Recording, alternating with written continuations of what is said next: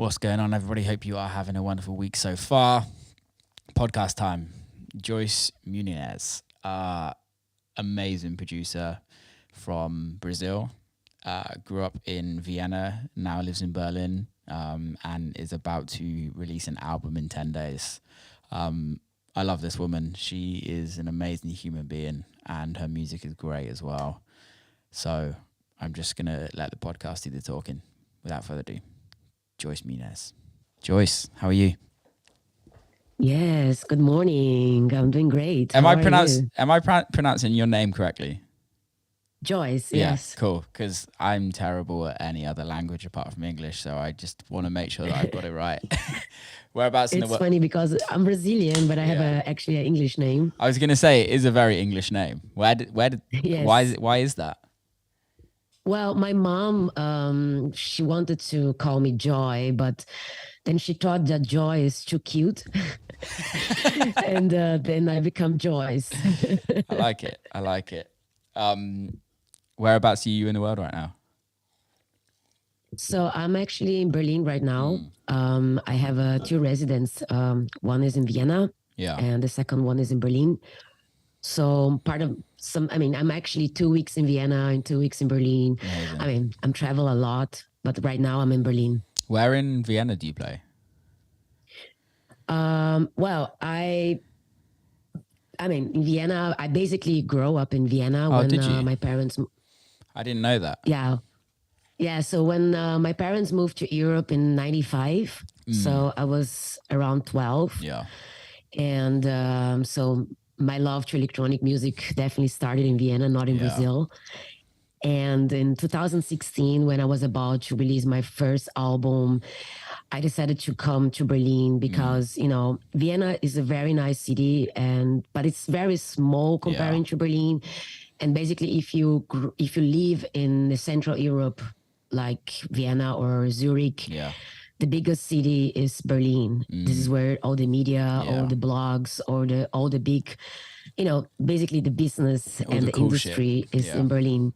I never wanted to move to Berlin, but back then was very important. And I have to say that it was actually a very good decision. I learned a lot in the last 6 years. I met a bunch of people that I could collaborate. So it was a good decision to have a second residence here. Yeah, I haven't lived in Berlin. I've lived in Ibiza, but it's kind of practically like a small England when you live in the summer in Ibiza. But I've always liked the idea of living in Berlin. But I'm not too sure if I could or not, maybe.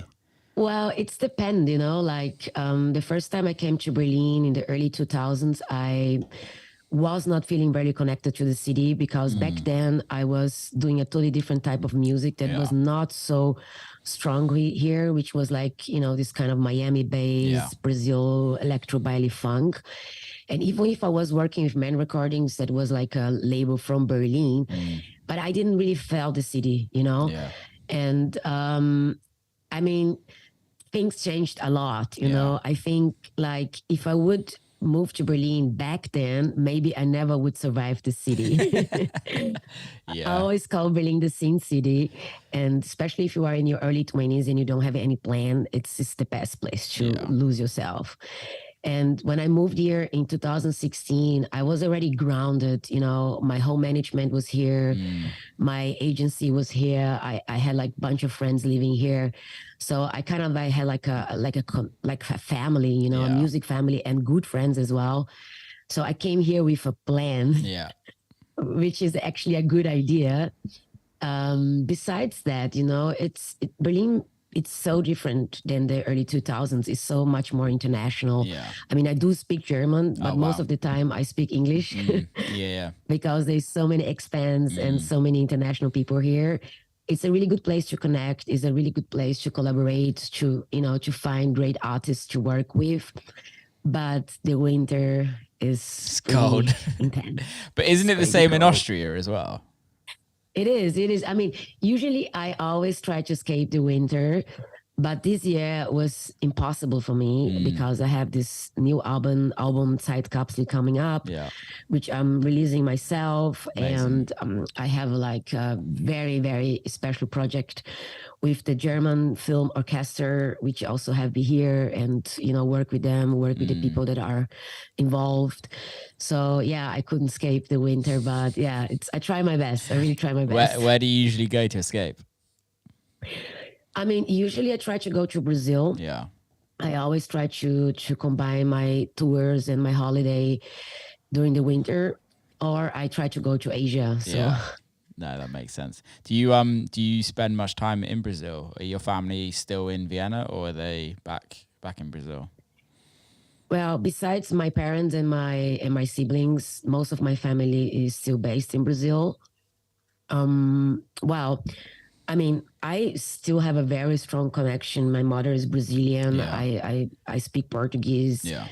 Well, my first music background is from Brazil, but I don't see myself moving back. I like to spend time there. I like to, get connected with the scene, but I don't see myself moving back. Yeah. It's, what was it like growing up in Vienna from moving from Portugal to Europe? From Brazil. Yeah. From Brazil to Europe. Portugal. Did I say Portugal? From Brazil from Brazil to Vienna. Well, in the beginning, it was pretty difficult because, I couldn't speak the language very well. But because of that, I got really like involved to music very early. Yeah.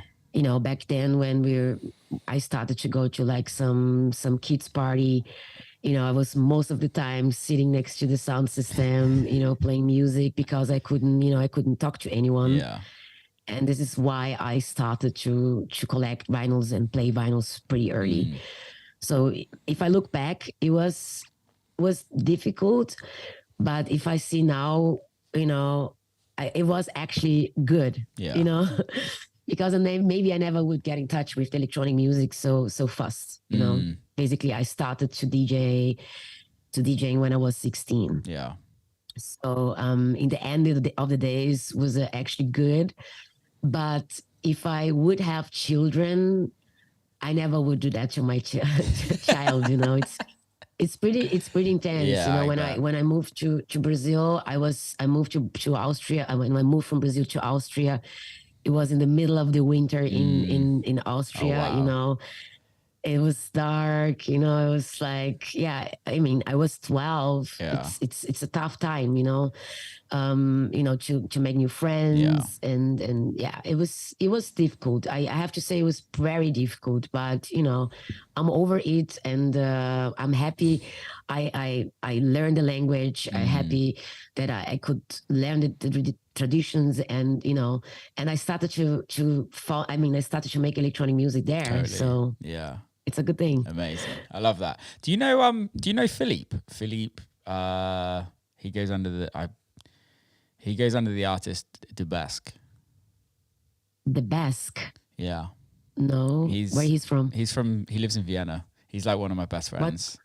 What kind of music he does? It's like house and techno. But he produces a lot. So he works a lot in like the film industry as well. Okay. It's not Christopher Groove, right? No, I'll put you guys in touch. He's like, honestly, you'd want him and his wife are like, they're the best human beings, and his daughter. They're amazing. They're unbelievable human beings.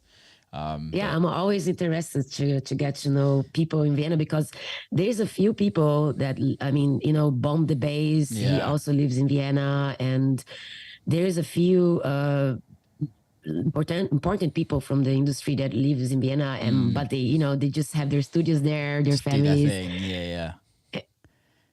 I played in Vienna a couple of times, and I've not really like been able to explore the city because it's always in and out. But it seems beautiful. Like from what I've seen of it, it seems an amazing city. Yeah, it's a very, very beautiful city. Like I always say that if one day I want to get married and get family and have a family, I definitely want to move back because it's a very, very nice city. It's small, but you have like, all kind of like different types of culture. You know, musically, it's a very strong city, and there's a great people there, but I still miss like the international.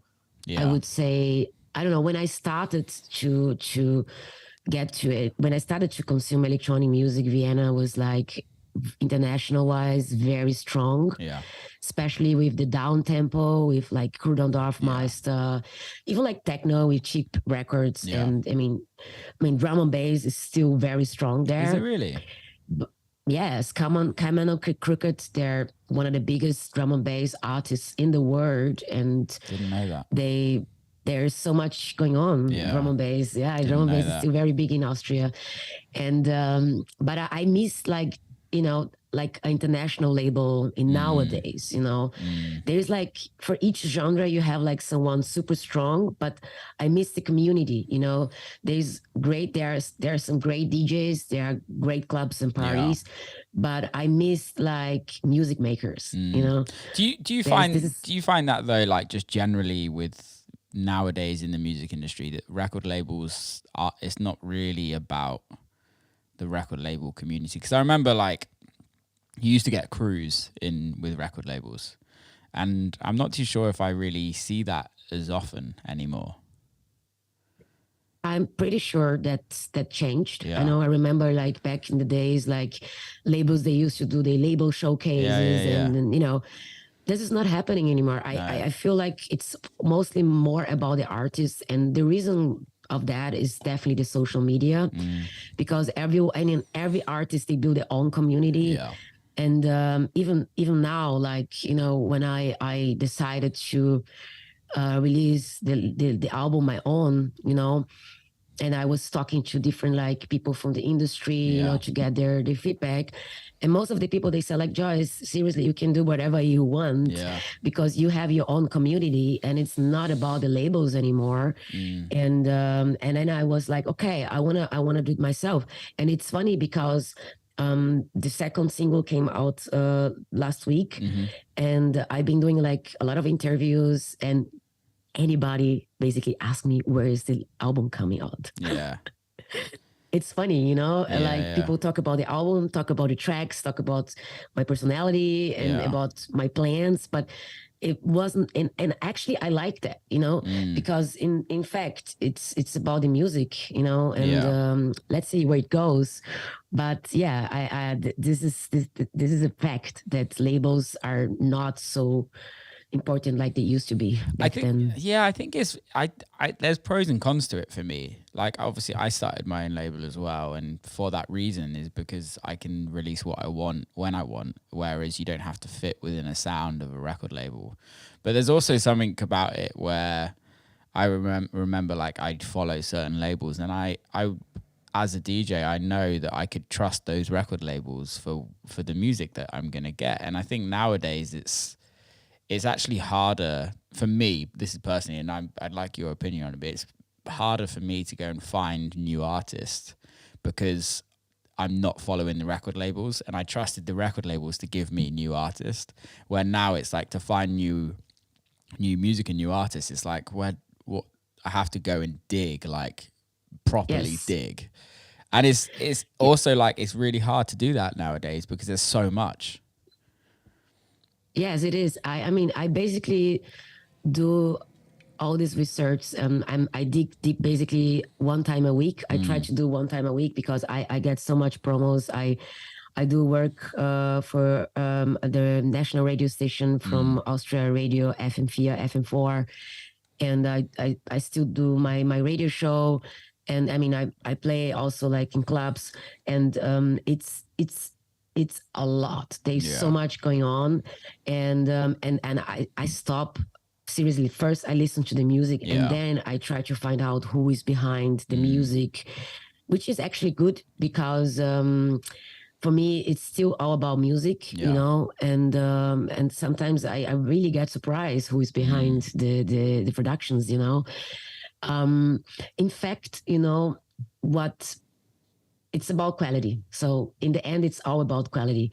And what I miss is, for example, the filter. And those amazing labels. They used to filter the quality. Yeah. So for a good example is like, I used to run a label with a friend of mine, and there was this artist sent me like a promo, and I was like, well, I want to send you some advices. There's those things are, the vocals, the bass line, the sounds, the mixing is not so perfect. I mean, I'm very picky, and I always try to give artists like a proper feedback. And then this person was pretty angry with me, which I was like, okay, this is how I learned to get better. Yeah. And then a month later, this person bring this track out on their own label. And I mean, the track was not finished. The track was not done. Yeah. And this is the only thing that I'm concerned about, is that people got very, very proud, and people, they don't know how to handle their emotions. Yeah. And I have to say that I learned a lot with the German people, because Germans, they are like straight away, like, I don't want to say names here, but I remember when I sent out like some promos to some labels, and the feedback was literally like, Scheiße, which is shit. And I was like, whoa. I mean, I was like 20. I was like, what the fuck, And then I was like, okay, tell me why is that shit, I want to learn, And this is my concern about. This person just bring this track out, which was not finished in my point of view. And of course, this track never get to any charts, and nobody was playing this track. This is the only concern that I have about this, all this freedom and all these possibilities that we have in nowadays, which, we can't change it anymore. This is the way we are living now. But I believe quality win. I totally agree. A good record always shines through. I think the thing that I struggle with the most is that there's so much good music out there that it doesn't all get heard. But just because of the amount that's being done, really, is like, there's artists that should be having hit records that don't have hit records because their socials aren't big, or because of something like that. Whereas it kind of felt back in, especially when like Beatport started, right? When you like, it was hard to get on Beatport. You couldn't even get your music on Beatport to a certain extent. You'd like, even to get a label on Beatport, it took you, like, you had to go through an application process and all of that. And it was like, you have to be quality to get on here, and we're not releasing shit music. But I feel like now is because it's just all quality. It's all quantity over quality. It's just like the same names just get pushed through all the time, rather than, this is actually very, very, very good a very good record from somebody that no one knows about. Let's kind of put this person on a map. But it's like, well, no, that doesn't really happen so much nowadays. From my personal opinion, I'm sure it does. I'm just maybe not that aware of it. But I feel like, just like, say for instance, like, can you remember like back in the day in Ibiza, you would have like a track of the summer where like everyone would play that, and like you'd go to one club night and every DJ would play that track of the summer, and it was perfectly normal. Where now you don't get that anymore. I don't remember the last time that happened. I mean, music is definitely not timeless that it used to be. I remember like when I start DJing, I was playing records, obviously. And sometimes I was just like listen to this DJ, and then I had always like, my piece of paper, and hey, what record is that? And then I wrote it down, and then the record was like 3 years old, you know, and I was like, what the fuck, this is so fresh for me, and then I found it, and then I was playing this for another 2 years, and this is definitely not happening anymore, because there's so much going on out there.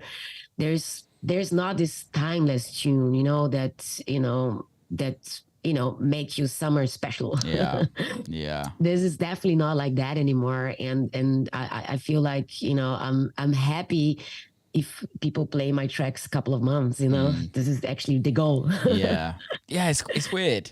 Do you think it's because not necessarily the music isn't timeless, or do you think it's people just get bored? I think there's so much going on, and people just want the freshest thing. and I wish there would be like a huge filter, you know, but like I said, it's totally out of control because the music industry, comparing from when I started till now, I mean, when I started, this music, like electronic music, was really underground, like, Yeah. you know. I mean, in nowadays, you see like which is good for our industry in the same time that, you know, we can see ourselves, okay, we can reach more goals. Yeah. You know, you don't want to be the basement DJ forever. Yeah. But in fact, is like, you know, you see like DJs now, you know, headlining big festivals. Yeah. Usually you see like only back then bands headlining the festival. So it's like one person playing for 150,000 people on a huge stage. This is something that never happened in the 90s, you know? So because of this, the industry is so big. There's so many like different genres and sub labels and subgenres and in fact, there's so many people bring music out, and that's why it's so big, and it's why it's totally out of control. Because besides the industry that we are involved, there's so many sub genres and so many other things going on. You know, I mean, my brothers are like way younger than me, and one of my brother, he's also DJing, and he's like 24 now, so he always give me some input. And it's crazy out there. The way he consumes music is so different than we do, and you know what I mean. And yeah, it's a lot of going on. It's like crazy. It's crazy. I can't keep it up. I can tell you that sometimes I feel like when people talk to me about some genres or some artists, I feel like, oh my God, I mean, I'm old now. Yeah. Well, we are. I mean, let's be honest. We are. In the grand scheme of things, like if you've been doing it for 10 years, you're old in the industry, which is crazy. But I think that's the thing for me, is that it used to take so long to get good in this industry. It used to be very. It was a process, if you know what I mean. Now it feels like it's way more of a business where you can get things done very quickly and you can be successful very quickly, without really putting the work in. Well, it's depend what kind of message, you know. I mean, seriously, I mean, there's a lot of, I mean, COVID definitely made this kind of like Instagram and social media DJs even bigger. Yeah.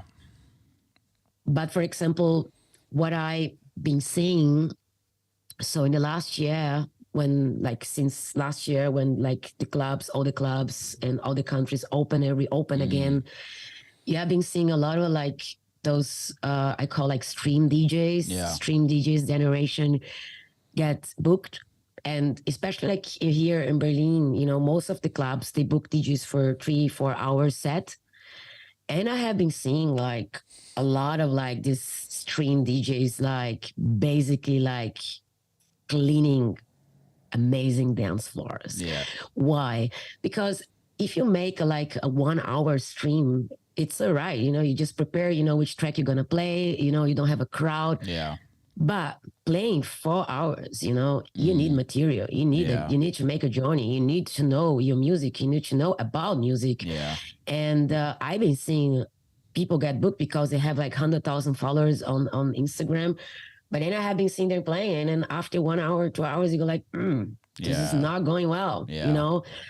And I really, really hope that, I mean, of course, it's important to give young people and new people the platform and, you know, give them the chance. Totally.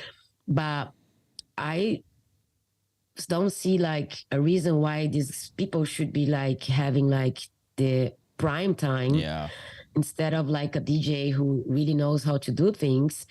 I think that, you know, I started slow. I was like, for many years, I was a warm-up DJ.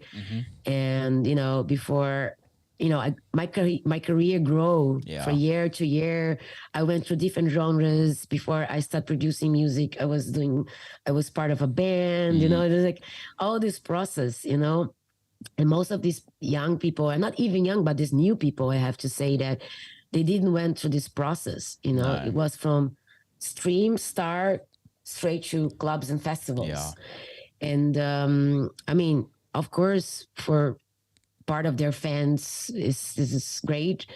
But for me, if it comes to quality, I feel like a lot of these people, they have to catch up a lot, because musically wise, I mean, most of them, they look amazing. They have their styles.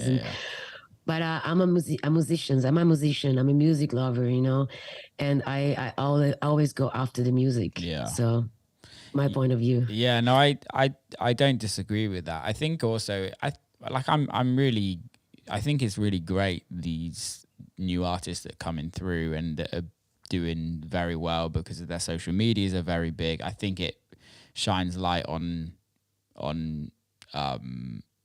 the whole industry, and it brings more people into the industry, because I can guarantee you, like, a lot of the people that follow these artists would never have been able to dig deeper into electronic music or any other subgenre of music, whatever that is, if it's whatever, just purely because it's uncommercialized. And now house music has become very commercialized in the world compared to what it used to be, especially techno, like hard techno.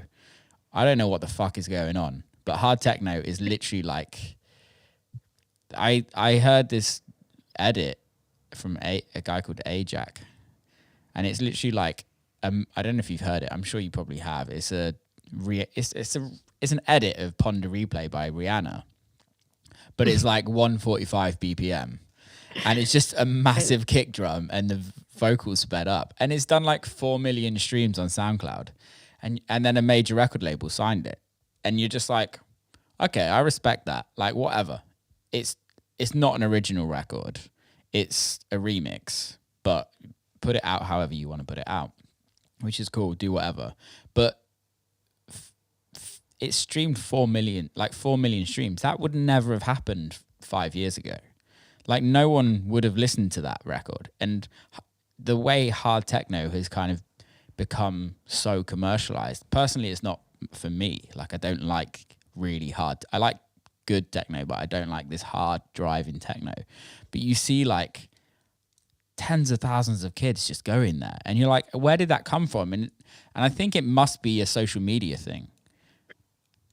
I think COVID. It was COVID, you know, like, I mean, imagine, like, you know, I think like it's all about phases, you know.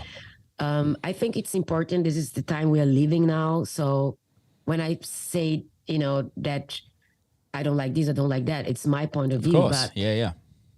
We are part of this industry, and it's important to have new things. And of course, people are consuming music differently, like back then. But I think that COVID definitely, you know, gave this especially social media platform even more, you know, more chances. It's got more bigger because everyone was at home. And the fact is that when these kids, especially like those, I mean, if you see like the people who goes to these parties, they are like 18, 19, 20, you know. Yeah. I mean, when I started going to raves, I wanted hard stuff, you know, it was like, you know, this energy, you know, I was listening to hardcore drum and bass and, you know, so I think this is all phases, you know, and maybe like in the 3 years, these people, they're going to come to our parties. Exactly. Yeah. Who knows, you know, I think this is important to have this type of phases. And if you look back, and back in the days when Prodigy brought the first album out, and Chemical Brothers, and it was kind of the same effect, you know. Totally. This like kind of hardcore with, you know, of course, I mean, we can't compare Prodigy, Chemical Brothers, Underworld. They are musicians. They wrote timeless tunes that is still like. These young guys now, they are actually remixing and making mashups of those tunes. Exactly. Basically, you know? But if I remember like the effect of Spyro Tribes, you know, the illegal techno scenes, it was not different like now. The only difference is this is like now in public. This is this underground scene that used to be underground for us. Now it's part of like a social media generation, you know? Because we are living in a different world, you know?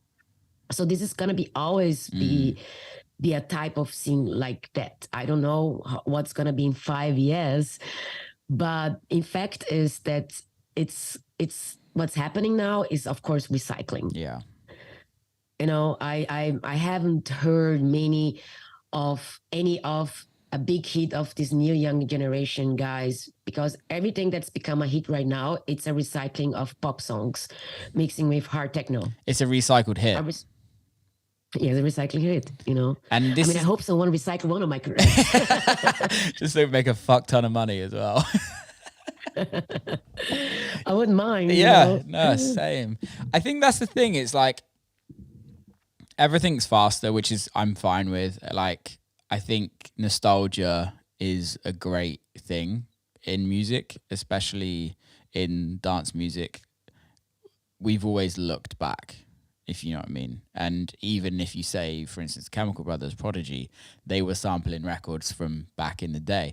However, they were sampling records from back in the day in a very interesting way, where you didn't know the original samples, where now it's just a little bit like, oh, here's... We're talking about real musicians, by the way, you know. This is the thing. This is the thing, isn't it? And I think let's talk about that. What is a real musician, though? Because I wouldn't class myself as a real musician. I mean, real musicians, I mean, I would say like a producer in this case, you know, because like in my entire career, you know, I think the only time that I used a sample and then I went straight big, it was Kraftwerk. But basically my goal when I go to studio and make music, it's not like taking something that is already exists. I mean, this track happened. Yeah. It was a different period of my life, but it was not even like planned to be released. And then things happened and then the track came out. But most of the people, especially if they are young, and also like me, you know, when I get the first Ableton back then, I was also doing mashups and, you know. Yeah, of course. But I never would think like, oh my God, I want to bring this track out, you know. Yeah. I don't know. It's more like a kind of respect thing. And I feel like that it's the way you go, you know, like the way, what you want. Like for me, nowadays, if I listen to my productions, I want to make something unique and different than the others. And I always say, like, I don't want to copy something that is already exists because it's already there. So I try to write songs that are different, you know? Yeah. And most of the time, people don't even know what kind of genres it is because it's electronic music. And for what I feel, it's we are living maybe one of the strongest recycling time ever. I guess. 100%. 100%. It's crazy. It's crazy. Yeah. And not even like young people are doing it. Even like some old school friends of ours are like, you know. Well, I think the thing is like people see the level of success people are having from it. And I think especially in the last 5 years, the industry has absolutely boomed massively. And I think by people wanting that success, it's, well, what's the quick way to success? It's like, okay, well, let's go get a hit from Britney Spears, who did millions and millions of copies. Of course, everyone's going to know that. Let's put that in a house record, and Bob's your uncle. You've got a hit on your hand that didn't really take much doing. I think also it was, for me, I think it was from the A Craze record, the Do It To It record. Do you know that one? Which one? A Craze, Do It To It. I think that's what it's called. He like sampled, I can't remember. It was a very well done record, but it was sampled like a 90s it sampled like 2 90s R&B records, and it was like very well done, and it blew up. It's done like 500 million streams or something like that. But I think from then everyone was like, okay, this is what I need to do to get big, and it works. And I think we're in the music business, and I think that's the thing, isn't it?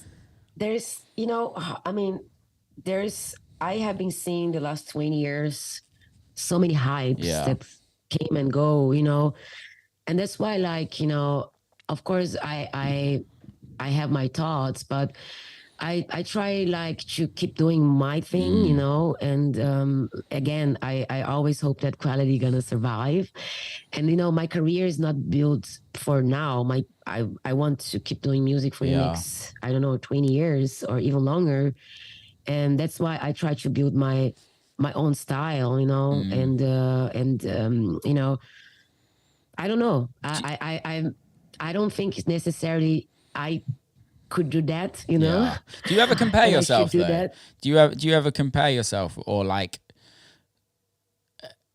be like, why can't I do that? Like I have done it in my career. I don't do it so much now because I'm doing my own thing, and I understand that it takes time, but it's like sometimes I question, I'm like, why? Like, I don't understand why this. No, I do understand why this is doing so well on a commercial level, but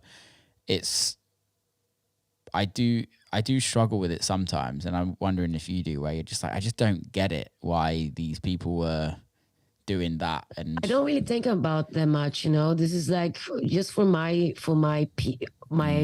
inner peace and my spirit.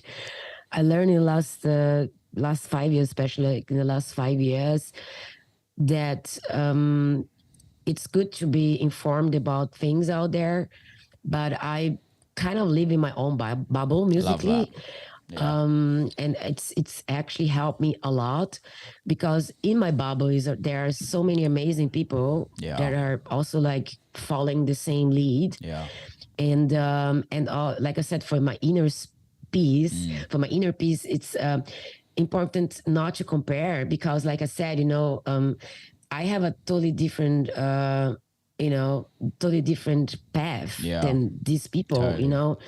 It's, I mean, maybe I could do like a alter ego project and change my name and stop doing things like that, which I could, because I mean, I did like some edits or bootlegs just for me to play in my sets, but not to bring it out, because being like someone who is bringing out music for so long, the first thing I think is like, okay, if this track, for example, let's say Sade, amazing singer, great tracks, but I respect the original so much that for me, to make a bootleg out of it, it takes so much. I need the balls for that. Yeah, you know what I mean? It takes because time. I respect that so much.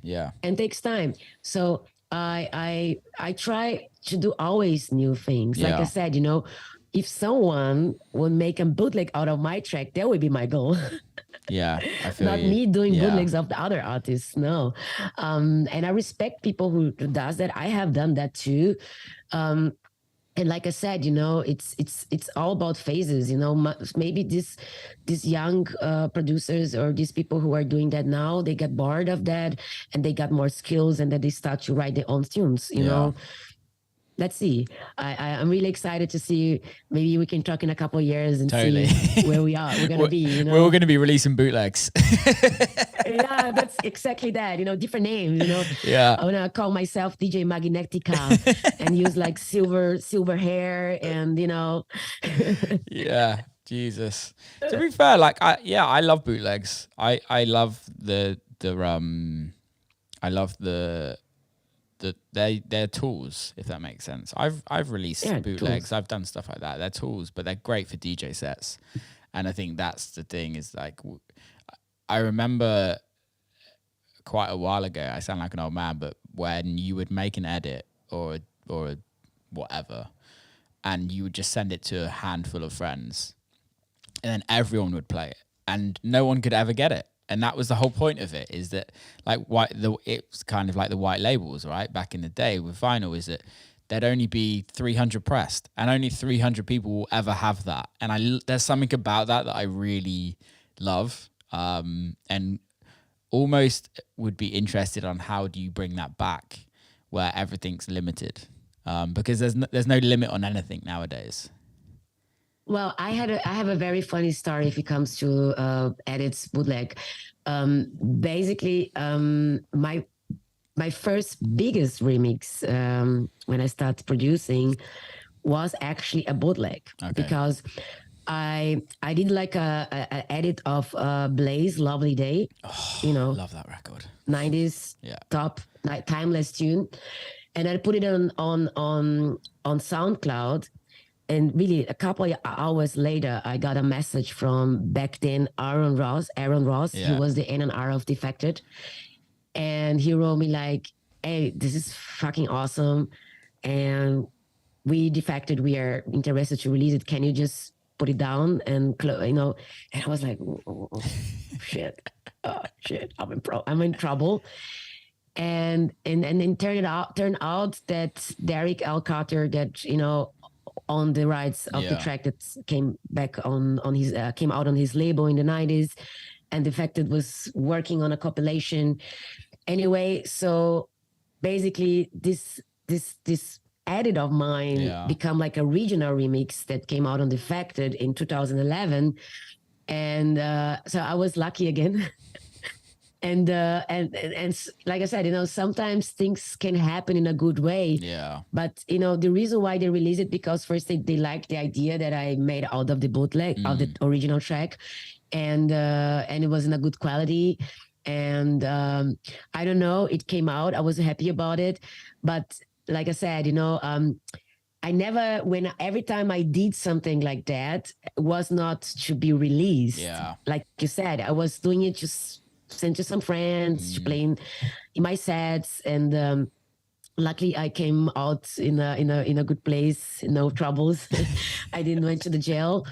But in nowadays, I don't even have the time to do that because I'm like so like busy with my own productions and my own projects, and sometimes I still feel like, oh, this is like this old track from the 90s. It's still amazing, but the bass line or the gig is not so strong anymore. But it's not my official goals anymore, Like I said, my goals still like those kids should make a bootleg out of my tracks. No, I really like that. And I think there's something special about original music. Like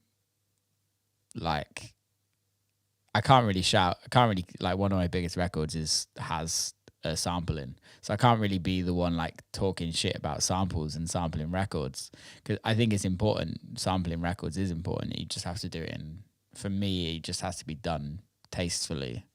Yes, respectful. Be very respectful with the original. Of course, yeah. Like I'm a huge like Motown soul like fan. This is what I pretty much listen to. So I sample a lot, and just for me is because it's like there's a vibe that you can't get from back then that you could get back then to now, and it's so hard to kind of recreate that. But I love writing original stuff. It makes me feel so happy when there's a song that you've written yourself and people sing it back to you, or people like and you're just like, it's the best feeling ever, right? Yes.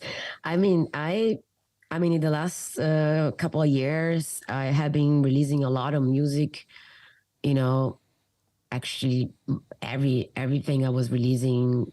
I mean, I was not using any like famous sample, which is which makes me very happy and proud. Yeah. And I mean, I got actually some people that send me like their bootlegs out of my tracks. That's amazing. And this is the most cutest thing. I also had been releasing a couple of like sample packages. Yeah. And it's always super cute when people send me like, oh, this is what I did out of your package. And this is what makes me happy nowadays, to be someone who people look after and give these people like nice influences in electronic music with my own sounds, and this is what's actually make me mostly happy. No, I love that. When you make sample packs, is that a long process? Yes. I've never done what Yes. I've been asked so many times, and I'm like, I just don't know if I can do it because it's going to take me ages. Well, I mean, I can tell you, sorry, I have a little fly here. I can tell you that I have done twice, one for land art and one for, oh my God, the very famous one. Splice. The other one. Loop Masters. Loop Masters, yeah. And I found a really good process to do it, which I really recommend to all my colleagues. So basically what I have done, because I do work with like a lot of like analog gears, but we are always constantly trying things out, and then we record and it made me, you never use it. So what I have done is I went through all my like ideas and loops, open all the projects, and then I was looking to, okay, this bass line is sick, but I never use it, so let's take it for the sample. Yeah. These drums are great, these sounds, the leads, and then I work with so many different kinds of vocalists, so I could also add some vocals from like original recorded vocals that I recorded, but it takes time, and like, it's editing, it's I mean, yeah, it's a lot of work. It's a lot of work. And that's why I only have done twice. And I'm not really planning to do any sample package so soon. But it's very cute though. It's very cute when, like I said, when these people send me like the music that they made out of my sample packs, and it feels good. It feels like, oh, okay. I used to use sample packs from other artists, and now people are using my sample packs, which is it's a beautiful thing. Do you use sample packs at all now? Not the package at all. Sometimes I look for like drums and stuff, but usually not that much, because since I've been like producing now for, a decade, I been like producing or like, recording a lot of my own stuff. So I know exactly which hi-hat I need, which clap I need, that I already have it like in my sound bank. So I have already, but sometimes, I go through some package to get some inspiration or even like use some little things, but not that much. Sometimes like vocals. Yeah. Because, sometimes it's like, I need at least like a little vocal sample. I love vocals. I really love vocals. And then sometimes there's not so many tracks of mine that don't have like a little sample inside, And then sometimes I use some sampling from vocals and stuff, but most of the times I change it a little bit, and this is mostly the only things that I use. Since I've been using analogs, it's so difficult to use like a bass line from a package. It's yeah, I agree. The sequencers are. I agree. Yeah. I use samples for kind of more inspiration. So if there's like a piano line in a sample, I'm like, okay, well, I like that, but I want it. or just like let's recreate it.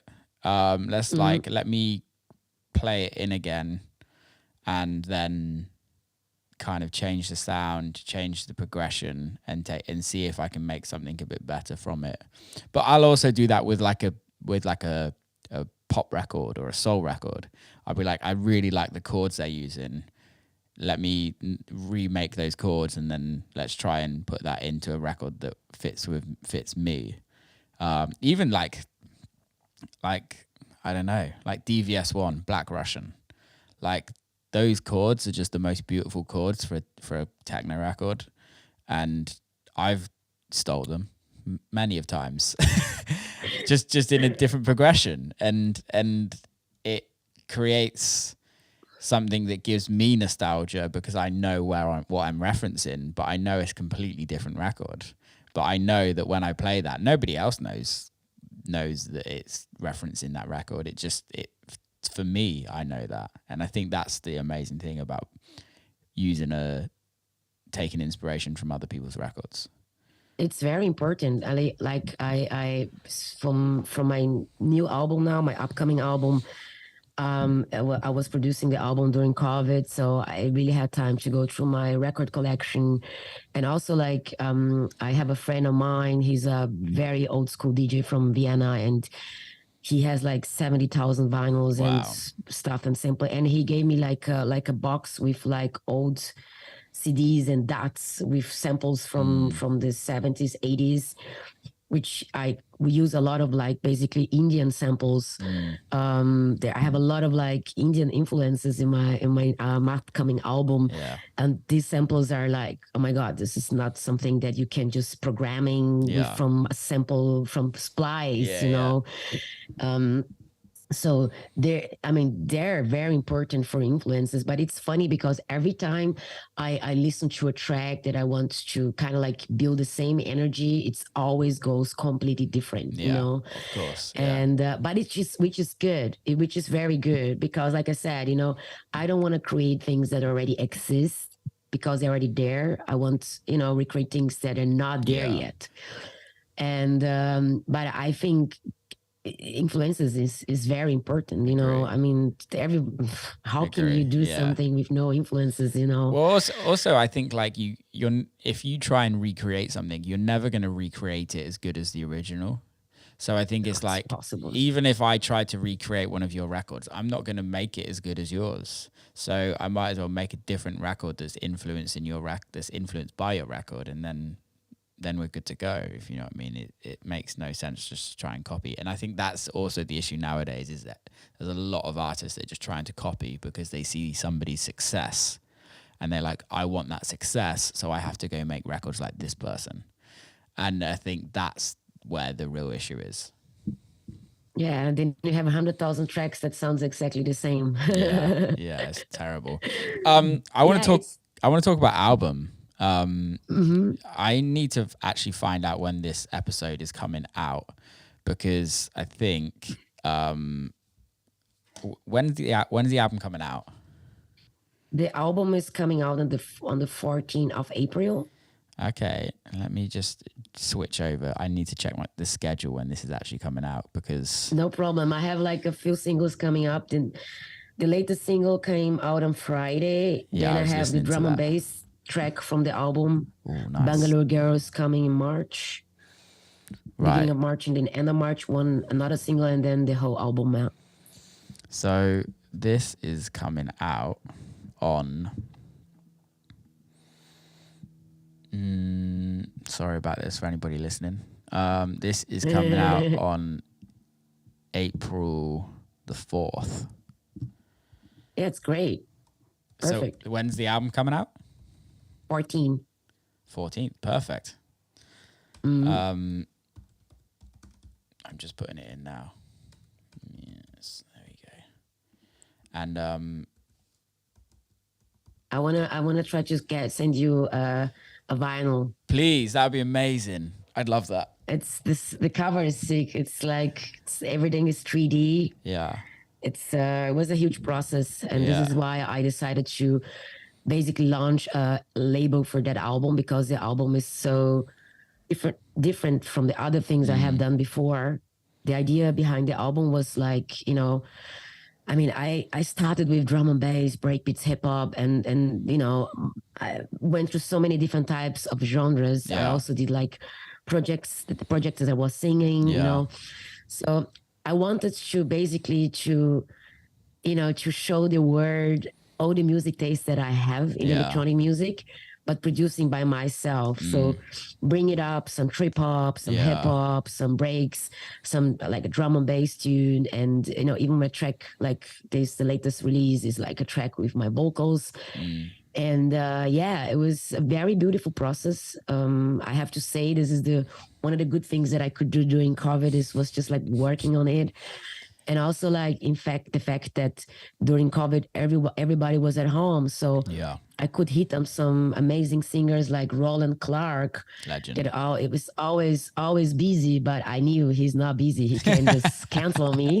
So, and I have so many amazing people. I have a play Paul on album. I have like also like super fresh young people. I have like a very dope hip hop tune with this young MC from London, Lee Tree Black.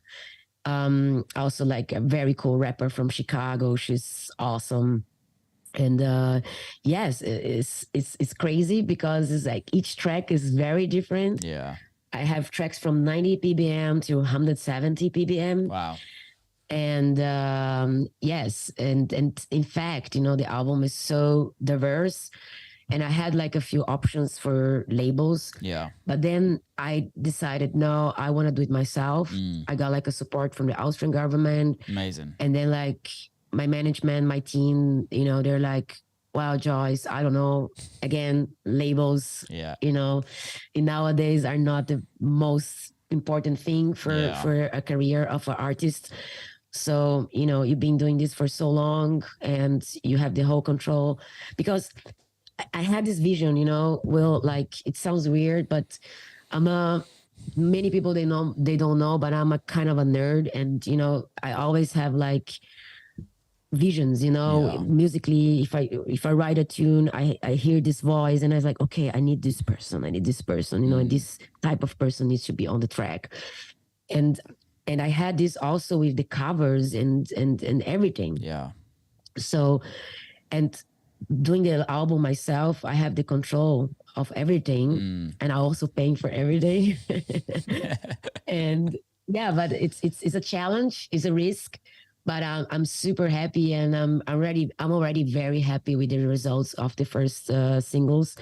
And let's see where it goes, because this is not my last project in my life. I have so many other things coming up.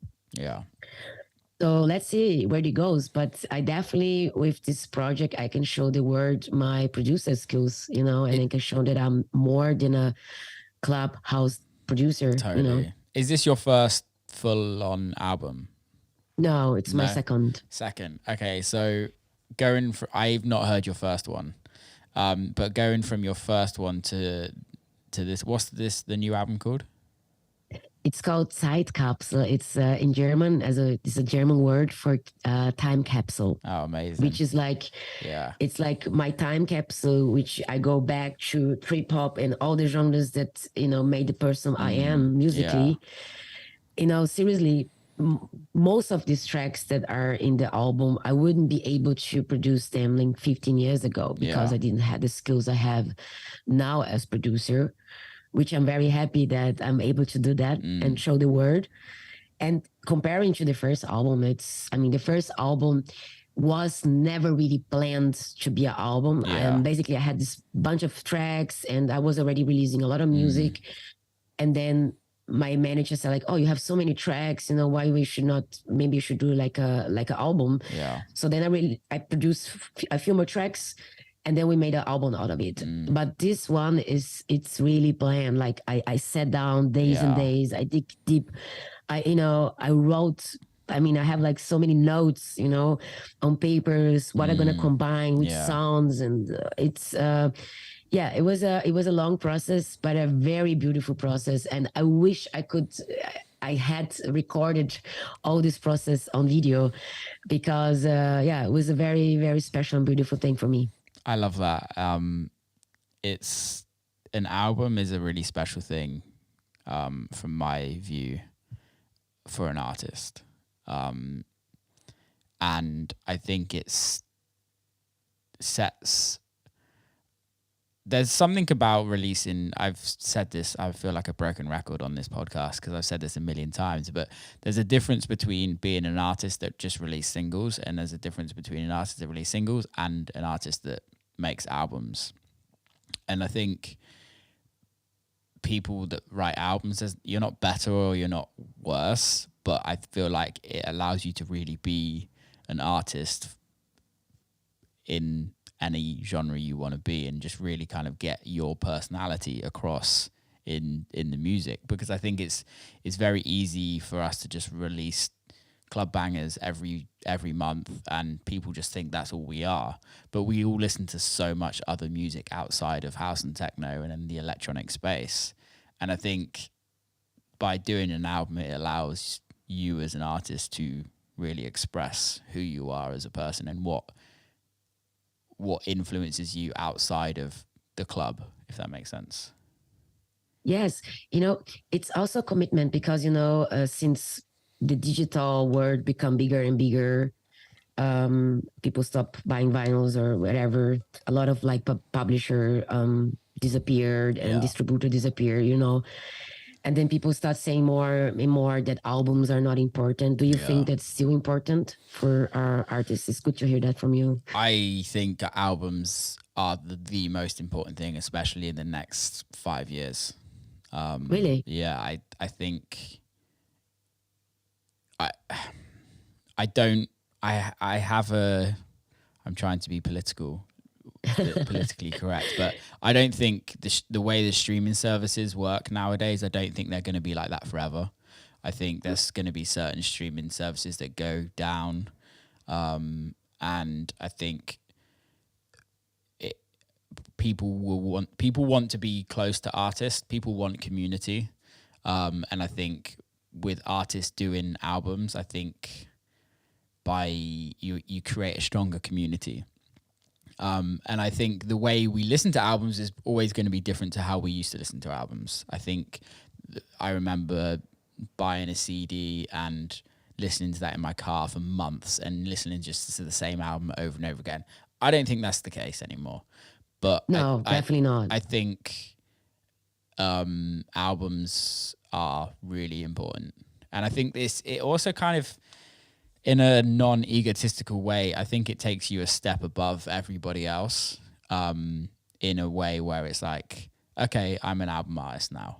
Like, I can take myself seriously. I don't care about everybody else, but I can take myself seriously. I've released an album where some of the biggest artists in the world, like the Chems, Fatboy Slim, Prodigy, Massive Attack, all of these artists were album artists. For me personally, my goal is to only be an album artist and only release albums. I've never released an album yet, but that's my goal, is to just. It's never late. Yeah, I might be working on it, but nobody knows that yet. I want to make a collab with you. Let's do it. Let's do it. All samples, 90s hip hop samples. Yes, of course. Yeah. Well, it's nice to hear that from you, because like there's like a bunch of people in the industry that says like albums are not important anymore. Of course, the way people consumes album is so different. Like back then, like you said, I remember when I got one of the Tribe Called Quest album, and I used to listen to it like day and night, and I couldn't sing every track, and it was about, also the interludes between the tracks, and everything was like important. And nowadays, and that's why when I made a commitment that I said like, okay, I want to do an album telling my music history, and each track is going to be different. Each track going to sound different. Each track has a different tempo. Yeah. Each track has a different singer and a different energy and vibe. I kind of was happy because nowadays, you can bring in the singles separately. Yeah. And the end people just go there and find their favorite one. Of course. And this is one of the things that made my life a little bit easier. And then also, I was not doing this album for my manager or the industry or whatever. I was doing it for myself, for me as a music maker, as a music lover, and I took the chance to do it for myself because this is what I wanted to tell the world. Yeah. Love it or I hate it. I'm gonna sleep well every day because I'm already doing so many other projects coming up. Yeah. So I didn't stuck myself seriously because this is a very important commitment. It doesn't matter which kind of project you do. You have like to let things go. Totally. Yeah. And you stop taking things too personal because otherwise you go crazy, like, of course we need feedback. We live from feedback. We need plays. We need to get shows, etc., etc. But I I'm totally good with me, you know. Yeah, I I'm love really that. good. I stay behind. I stay behind this album. Even with maybe some people will say like, oh, this track is so cheesy. Oh, this track is so different. Oh, this track is so weird. I was like, okay, it's okay, but I'm good with that. You know, Yeah. I made it. I finished it. And many people, like you said, you know, there's many friends of ours who never have done any album, you know, and they are great musicians as well, Yeah. because it is also a very strong spiritual commitment, you know, because you open yourself out there. Yeah. Basically, I'm opening myself out there, you know, and then, but I'm good at that because I have other things coming up. And, you know, this is the way it is. If I never bring it out, I never want to get feedback. I don't know if people are going to take it or not. You know, you have to take the risk.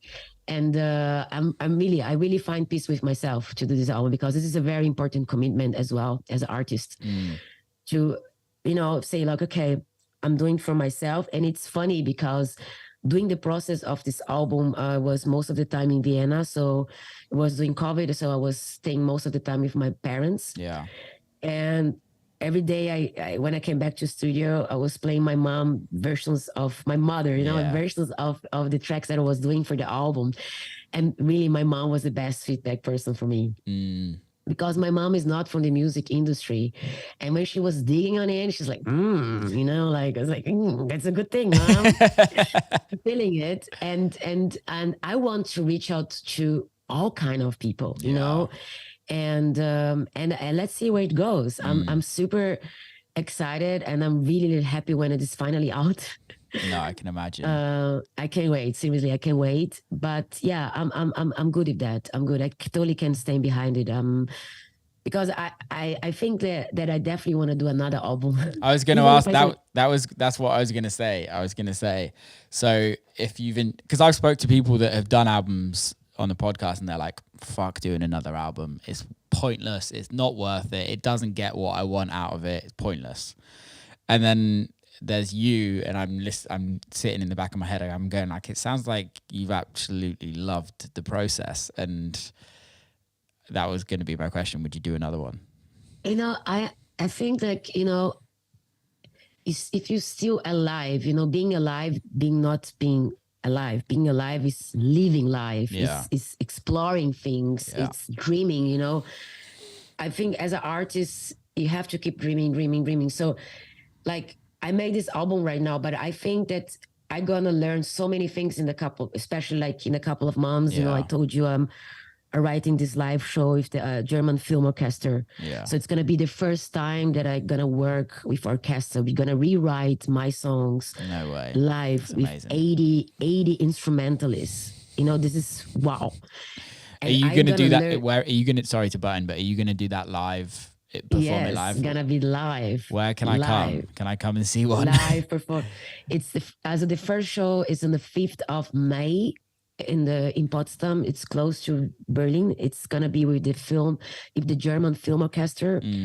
And then the second show is gonna be in Rostock. It's another city in Germany with the Philharmoniker from that city.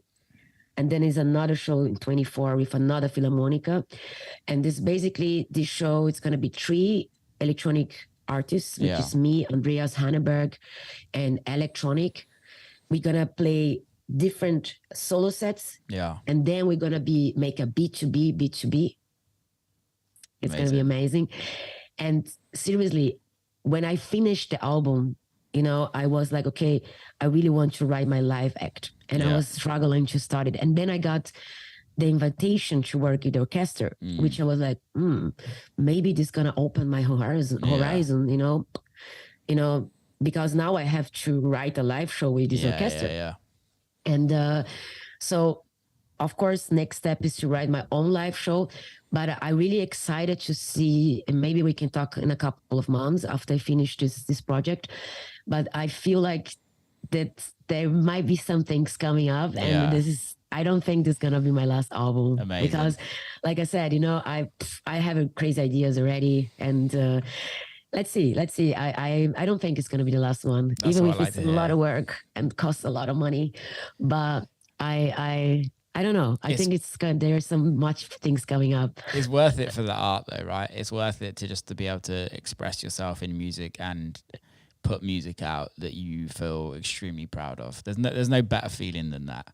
I think there's sometimes for me is like I can release a record and yes, I have expectations of records and my manager's going to all do. Yeah. We all do. My manager, like I know this for like I like have a label team meeting and Ryan, my manager, is like, so Will's been sitting on this record since 2019. If this fucks up, he's going to be pissed, just to let you all know. But it's like we all I have very high expectations of my own records. However, when you take the business side out of it and you're just like, and you can put your own music on Spotify or on a vinyl or on a CD or however we listen to them, and you take out the success side of the record, there's something beautiful just to sit down and be like, I did that. And I think for me, I've never done it with an album because I've not done an album, but I think it's so different with an album as well. It's just being able to sit back and you just go, yeah, I wrote this. When the album is about to come out now, but after this process from, I have been working on this for like 2 years or even longer. Yesterday I listened to the press test version on vinyl. Amazing.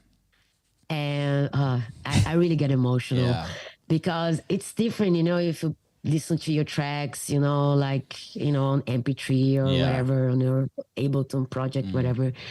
But yesterday I was at my friend's studio. I wanted to listen with someone that I trust, know, and I got goosebumps. It was like, really, this was really beautiful because then I was like, it's my baby, Yeah. It's different. You can touch it, It was actually the most emotional moment since the process since I started the album was together the press test and listen to it.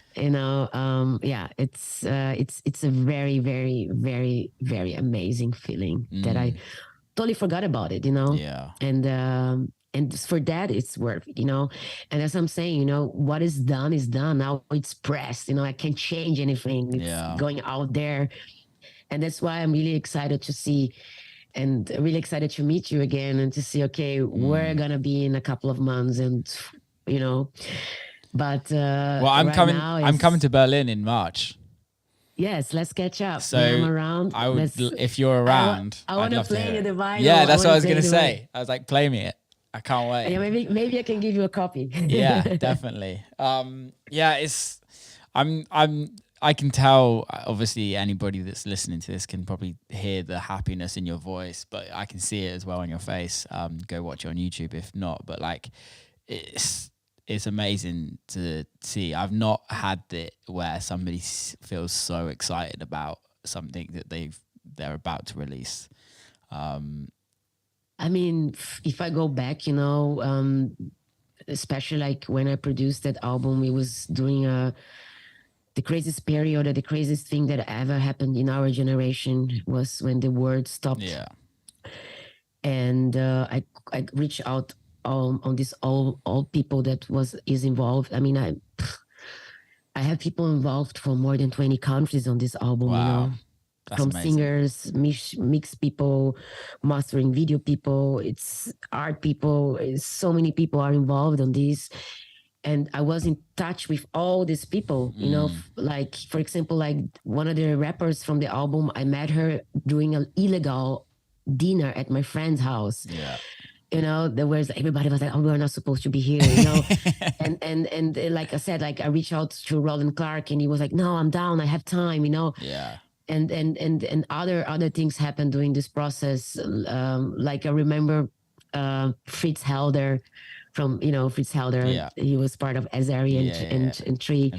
When I invited him to come to the studio, I did a COVID test on him, to enter the studio with me, this kind of like memories. It's crazy. Like, yeah. and everybody was so happy, and I could help so many people, like the art design is made by Brazilian people. When during the COVID, they were not getting any money from the government. And then I was like, guys, I have these huge projects for you guys, it's actually the first time that I'm talking personal with someone about this. This is the first interview that I'm doing like via video and not writing. And I'm really getting emotional right now because if I look back, that's was a beautiful process. Well, I think it brings back, like, it goes back to what you were saying right at the beginning with community.